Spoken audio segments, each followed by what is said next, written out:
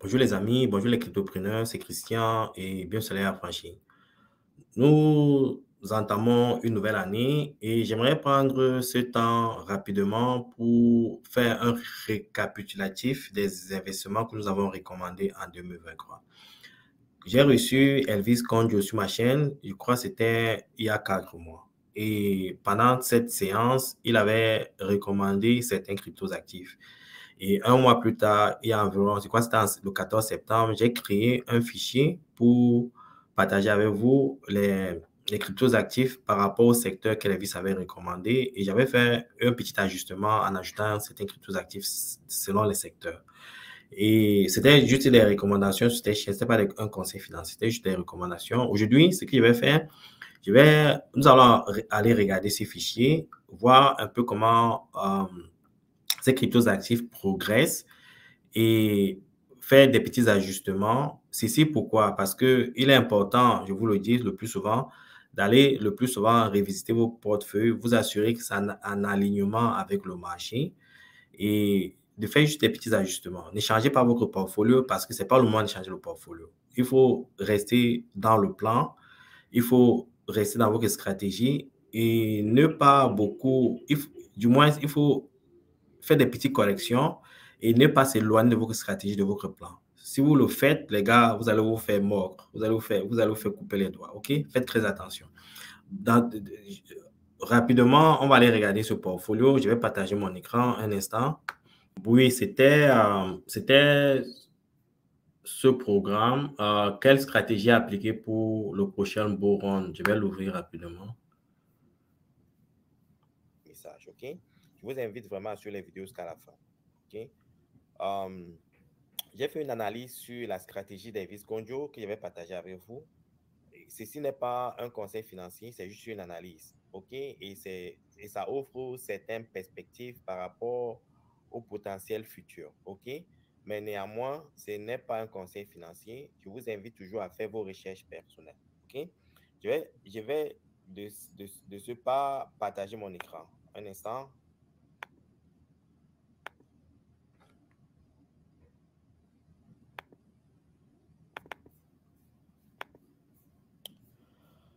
Voilà, vous voyez mon écran, je suppose. Quand j'ai invité Elvis Conjo, sa stratégie.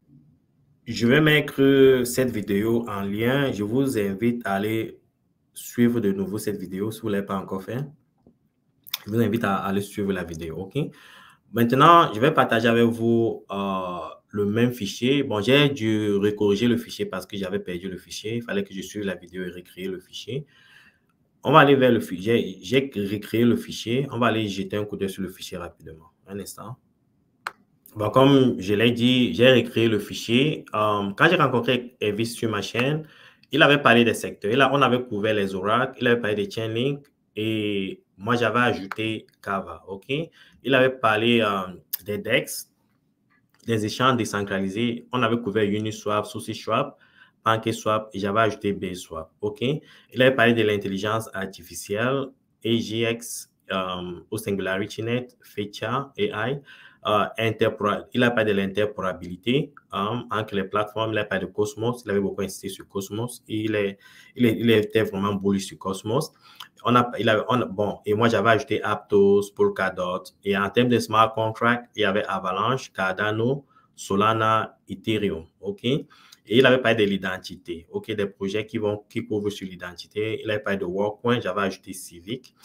Et il avait parlé du Web3 Finance. En quelque sorte, aujourd'hui, pour interagir avec le monde des finances, il faut toujours aller interagir avec les banques, par exemple, pour faire les transferts des dollars pour acheter sur les plateformes. Et il pense qu'il y a des projets qui travaillent déjà pour éliminer cette dépendance vers la finance centralisée. OK? Et on a parlé de Melt. OK? Et Melt est construit sur la blockchain Cardano.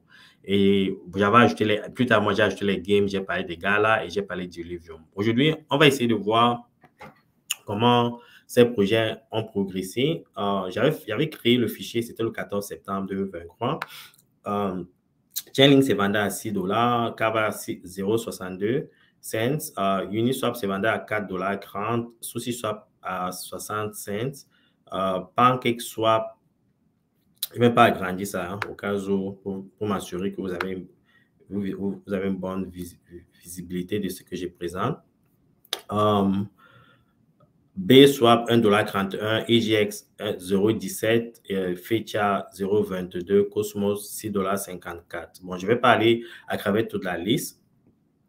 Ce qui est important de noter que il y a eu en combien de mois, je crois 4 mois, une bonne avancée sur les prix. Si vous regardez par exemple le prix de Chainlink, Chainlink est passé aujourd'hui, nous sommes le 2 décembre, le 2 janvier, pardon, le 2 janvier. Corriger ça rapidement.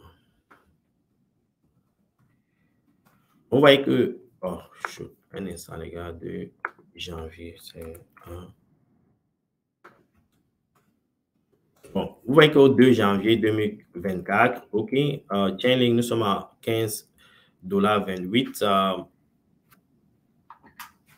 Chainlink, nous sommes à Carva, nous sommes à 0,92 $.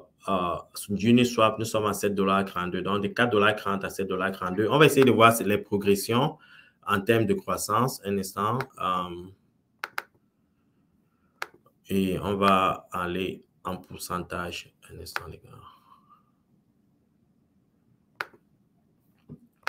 Bon, vous savez qu'en termes d'oracle, Chainlink a eu une progression de 155%. Ça, c'est extraordinaire. On a Carva 48%, Uniswap 70%, SushiSwap 117%, PancakeSwap presque 20%.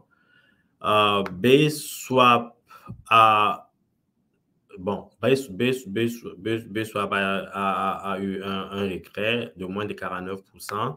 EGX a eu une progression de 88%. Fetch a 227%. Cosmos, une progression de 70%. Aptos, une progression de 17%. Polkadot, une progression de 111%. Avalanche, une progression de 353%. Cardano, une progression de 154%. Solana, une progression de 468%. Ethereum, une progression de 48%. Civic, 47%. WorldCoin, 227%. MEL, 80%. Gala, 114%. Illuvium, 132%. OK? Excepté BSwap, et je suis toujours bullish sur BSwap, ça a juste besoin de temps.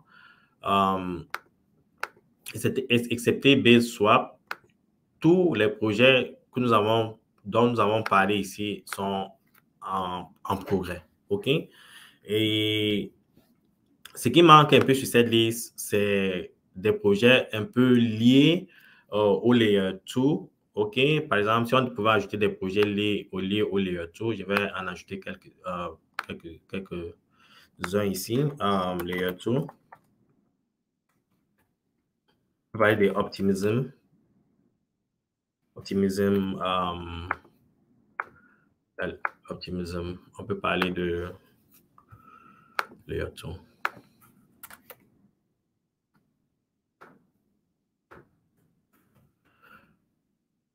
On peut parler de Bikram. Et il y a un nouveau projet que j'ai découvert récemment, Métis. Et le groupe salarié a franchi, a pris une petite position sur ça. Métis, pourquoi Métis? Parce que la captation de Métis n'est pas encore très forte. Un instant, je vais vous montrer. Bon, je vais d'abord finir avec ça et puis on va aller voir. Bon, on va aller voir CoinGecko pour voir un peu ces projets sur les Layer 2. Un instant. D'un coup d'œil sur ces Layer 2, je pense qu'il serait bien pour une bonne diversification d'avoir les Layer 2 dans votre portefeuille. Un instant, allons jeter des coups d'œil sur les Layer 2 catégories. On descend sur Layer 2. Sur Layer 2, vous allez voir Polygon. Bon, Polygon a une capitalisation de presque 9 milliards de dollars. Optimism, une capitalisation de 3 milliards 354 millions de dollars. Immutable X, qui est aussi un grand projet, 3 milliards de dollars. J'ai fait un programme sur les Layer 2. Vous pouvez aller visiter ça et prendre vos décisions par rapport à ces investissements. Il y a Abichrome, 2 milliards de dollars. Mentor, 2 milliards de dollars. Le projet dont je vous parlais, c'est Métis. C'est aussi un bon projet.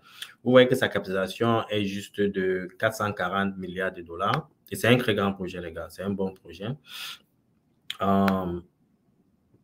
Et quand vous comparez, par exemple, à la capitalisation des autres grands joueurs comme Immutable X, Polygon et autres, vous voyez que ça a encore un potentiel de 7x à 10x, OK? Donc, c'est un bon potentiel. Métis a un bon potentiel de 10x, OK? Donc, nous avons ajouté ça dans notre portfolio et on va voir ce que ça va donner. Néanmoins, ce n'est pas un conseil financier. Ce n'est pas parce que nous l'avons fait pour devoir le faire. C'est juste faites vos recherches et essayez de retrouver des projets qui peuvent bien performer dans votre portfolio, OK? Il y en a plusieurs. Il y a .web, il y a des gates qui ont que des faibles capitalisations. Maintenant, il faut essayer de faire des recherches sur l'équipe pour vous assurer que ce sont des projets qui pourront, dans le futur, avoir du potentiel. OK? Ce sont vous appelez ça les pépites. OK? Donc, ce serait une bonne idée d'ajouter ces projets dans le portefeuille. Métis, le prix de Métis en ce moment, allons encore Métis, 89 $. On va ajouter ça dans le portfolio pour le futur, pour craquer son progrès dans le futur. Dans notre fichier Excel, Métis, 89 $ aujourd'hui. 89 $. 89,31 $. Abichrome, c'est combien Abichrome? Je vais aller regarder rapidement un instant, les amis. Optimism, 3,68 $. 3,68 $. Et Abichrome, 1,73 $. OK, donc on va créer ces données-ci et on verra ce que ça va donner dans un futur proche. OK, écrivons le nom entier, Optimism. Optimism et...